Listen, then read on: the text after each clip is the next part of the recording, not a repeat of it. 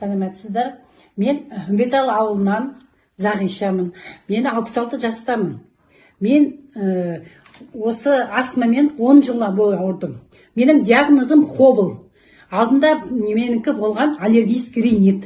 Аллергический ринитпен мен алдында 5 жыл ауырдым. Одан кейін аллергический ринитті ауысты астмаға. Диагноз Хоббл. Постоянно мен жүретімін. Эйфолин и сальбутамол. Сальбутамол менде постоянно қалтамда, сумкамда. Енді кім ол ауырды, оны біледі. Эйфолин, дексаметазон, постоянно преднизолол. Мен деген 100 килодан асып кеттім. Жүре алмайтым, ентігіп.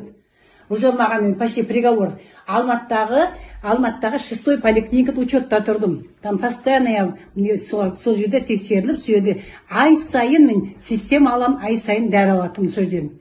Енді мына благодаря мына магний водородқа осыдан август айында танысып, август-сентябрь айы 2 ай болды ішкенде, 2 айдан кейін емес, 1 пачкадан кейін уже маған дышать легче болады. Даже 10 күннен кейін я начала нормально дышать.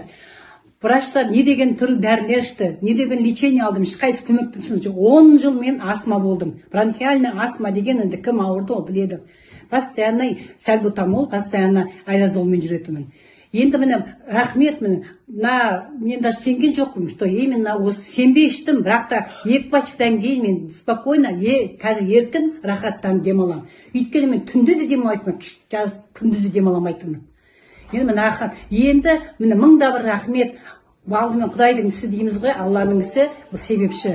Міне 1000 кімде астма болса, ойланбай, ешқандай күмәндамай ішуге ақыл айтам бәріне.